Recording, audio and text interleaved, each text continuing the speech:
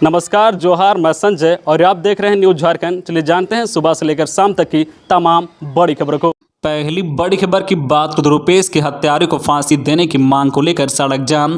युवा संगठन ने रुपेश पांडे के हत्यारे को फांसी दिलाने की मांग को लेकर सोमवार को धनबाद के रणधीर वर्मा चौक पर सड़क जाम कर दिया और हेमंत सोरेन के खिलाफ जमकर नारेबाजी की। युवा संगठन के लोगों ने कहा है कि रुपेश की हत्या साजिश के तहत की गई है। उसकी मां की भी स्थिति गंभीर बनी हुई है, वह फिलहाल अस्पताल में इलाजरत है। बावजूद जिला प्रशासन दोषियों पर कार्रवाई करने के बजाय हाथ पर हाथ धरे बैठा है। सरकार और जिला प्रशासन पक्षपात कर रहा है। उन्होंने कहा है कि रुपेश के साथ अगर इंसाफ नहीं हुआ तो सरकार के खिलाफ जोरदार आंदोलन होगा। बता दें कि 8 फरवरी को हजारीबाग जिले में सरस्वती प्रतिमा विसर्जन के दिन रुपेश की हत्या कर दी गई थी। इसके बाद 4 जिलों में प्रशासन ने इंटरनेट सेवा पूरी तरह से बंद कर दी थी ताकि क्षेत्र में शांति बहाल रहे। लेकिन जब हत्यारों के खिलाफ कार्रवाई नहीं हुई तो प्रत्येक जिले में आंदोलन शुरू हो गया है। सभी लोग हत्यारे के खिलाफ कठोर कार्रवाई और रुपेश के परिजनों को सुरक्षा के साथ मुआवजे की मांग कर रहे हैं। अगली बड़ी खबर की बात करें तो झारखंड में कोरोना के 124 नए मरीज मिले।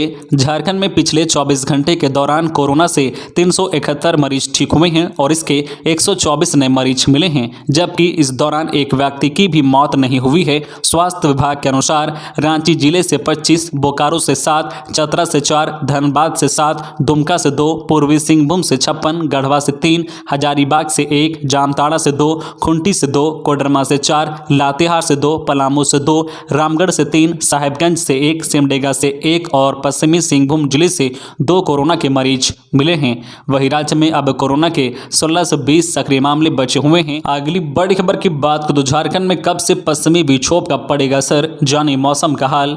झारखंड की राजधानी रांची सहित आसपास के कई जिलों में एक बार फिर न्यूनतम तापमान में गिरावट आई है।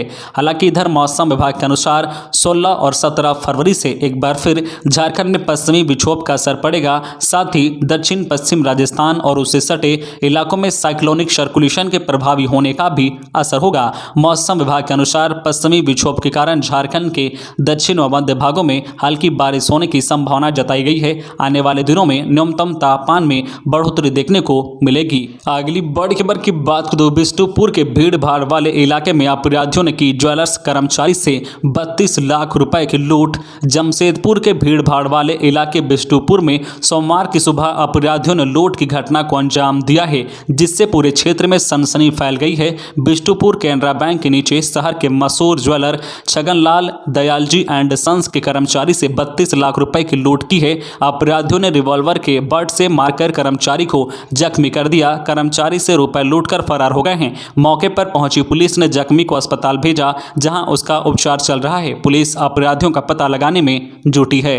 अगली बड़ी खबर की बात करें तो सरायकेला खारसावा में दर्दनाक सड़क हादसा। ट्रक ने मारी बाइक को टक्कर, 3 युवकों की मौत। फुटबॉल टूर्नामेंट में हिस्सा लेकर लौट रहे थे घर। सरायकेला खारसावा में हुए दर्दनाक हादसे में 3 युवकों की मौत हो गई है।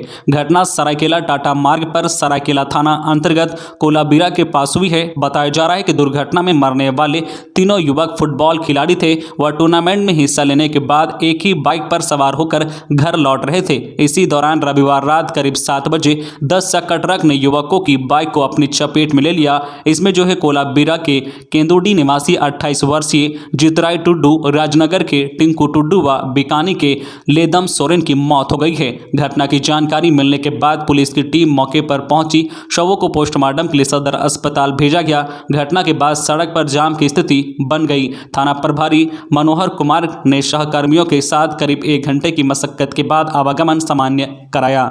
खबरों में आगे बढ़ने से पहले आपसे रिक्वेस्ट है कि अगर आप चैनल को सब्सक्राइब नहीं किए हैं तो प्लीज चैनल को सब्सक्राइब करके बेल आइकन प्रेस कर दे, जिससे आपको झारखंड की हर छोटी बड़ी खबर का अपडेट आप तक पहुंचता रहे। चलिए बढ़ते हैं खबरों की ओर। अगली बड़ी खबर की बात तो धनबाद, रामगढ़ समेत कई जिलों में कोयला तस्करी। राज्य में बड़े पैमाने पर अवैध कोयला उत्खनन व तस्करी की जा रही है। राज्य के कोयला उत्खनन जिलों धनबाद, चतरा, लातेहार और रामगढ़ में बड़े पैमाने पर तस्करी की बात सामने आई है। बीते दिनों मुख्य सचिव सुखदेव सिंह की अध्यक्षता में हुई बैठक के बाद पुलिस मुख्यालय द्वारा कोयला के अवैध उत्खनन और तस्करी को रोकने का आदेश आदेश जारी किया गया है। रामगढ़ जिले में कई जगहों से कोयला की अवैध उत्खनन और परिवहन पर सख्ती से नियंत्रण का आदेश दिया गया है। वर्तमान में रामगढ़ से बड़े पैमाने पर कोयला तस्करी की शिकायत मिली है। पत्र के मुताबिक लातेहार और चतरा जिले के कोयला उत्खनन क्षेत्रों में अवैध उत्खनन हो रहा है, साथ ही आपराधिक गतिविधियों का संचालन भी किया जा रहा है। राज्य पुलिस मुख्यालय ने सभी जिलों के डीसी व एसपी को पत्र लिखा है कि अवैध उत्खनन व तस्करी रोकने के लिए जिला टास्क फोर्स की लगातार बैठक कर कड़ी कार्रवाई की जाए। अगली बड़ी खबर की बात करें तो ओबीसी मोर्चा का आंदोलन 16 से राष्ट्रीय ओबीसी मोर्चा के प्रदेश कमेटी की बैठक रविवार को हरमू स्थित सागर कुंज में हुई। इस बैठक में सदस्यों ने पंचायत चुनाव में ओबीसी का आरक्षण यथावत रखने के लिए झारखंड सरकार से शीघ्र न्यायालय में इंटीरियर रिपोर्ट पेश करने की मांग की है। साथ ही सरकारी सेवा में ओबीसी का आरक्षण 14% से बढ़ाकर 50% करने का वादा पूरा करने की बात कही है। मोर्चा के प्रदेश अध्यक्ष राजेश गुप्ता ने कहा है कि आंदोलन के प्रथम चरण में 16 फरवरी को काला बिल्ला लगाकर आरक्षण समाप्त किए जाने का विरोध किया जाएगा। 18 फरवरी को उपवास कार्यक्रम होगा। 20 फरवरी को मशाल जुलूस, 23 फरवरी को रांची से राजभवन के समक्ष धरना प्रदर्शन होगा। अगली बड़ी खबर की बात करें तो गुमला में पुलिस कराएगी फुटबॉल मैच, बंदूक का जवाब फुटबॉल से देने की हो रही है तैयारी। नक्सलियों की बंदूक का जवाब अब फुटबॉल से दिया जाएगा। इसके लिए गुमला पुलिस ने नक्सल को कम करने के लिए योजना बनाई है। नक्सलियों के गढ़ में गुमला पुलिस फुटबॉल मैच कराएगी। इसमें गांव के खिलाड़ी टीम बनाकर हिस्सा लेंगे। गुमला जिले में 18 थाना हैं, जिसमें 10 थाना शुद्ध रूप से नक्सलियों के गढ़ में स्थित है। इन सभी 18 थानों में गुमला पुलिस द्वारा फुटबॉल मैच कराया जाएगा। इसकी तैयारी शुरू कर दी गई है। नक्सलियों को जवाब देने के अलावा गुमला पुलिस की छवि को जनता के समक्ष बेहतर रूप से प्रस्तुत करने के लिए भी फुटबॉल मैच का आयोजन अहम कड़ी होगी। फुटबॉल के अलावा नक्सल प्रभावित गांव के युवाओं को सेना व पुलिस में भर्ती के लिए गुमला पुलिस द्वारा निःशुल्क प्रशिक्षण दिया जाएगा। गुमला की चंदाली पुलिस लाइन में प्रशिक्षण की व्यवस्था की गई है। इसके लिए कोई भी युवा अपने नजदीक के थाना से संपर्क कर प्रशिक्षण के लिए अपना नाम दर्ज करा सकते हैं। अगली बड़ी खबर की बात करें तो 15वें वित्त आयोग से नहीं मिली अंतिम किस्त की राशि। इस साल 15वें वित्त आयोग से अंतिम किस्त की राशि राज्य को नहीं मिल सकी है। अंतिम यानी तीसरी किस्त की राशि दिसंबर में ही पंचायतों के विकास के लिए मिल जानी थी, लेकिन अब तक नहीं मिली है। ऐसे में पंचायतों में विकास योजनाओं के काम पर असर पड़ सकता है। 2 किस्त की राशि मिलने के बाद पंचायतों को ट्रांसफर भी कर दी गई थी।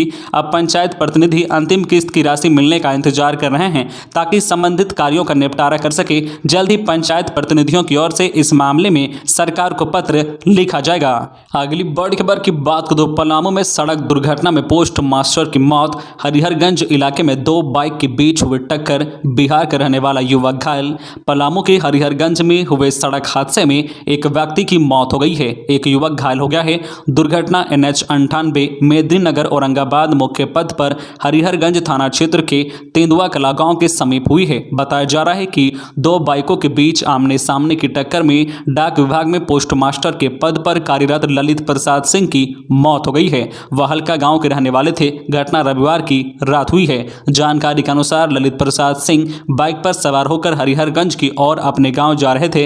इसी दौरान विपरीत दिशा से आ रही बाइक ने टक्कर मार दी। दुर्घटना में घायल होने के बाद पोस्ट मास्टर को इलाज के लिए CHC में लाया गया, जहां चिकित्सकों ने उन्हें मृत घोषित कर दिया। अगली बड़ी खबर की बात करें तो अरगोड़ा से PLFI का एरिया कमांडर गिरफ्तार। रांची पुलिस उग्रवादी व नक्सलियों के खिलाफ लगातार कार्रवाई कर रही है। इसी के तहत पुलिस की टीम ने PLFI का एरिया कमांडर बादल गोप को गिरफ्तार कर लिया है।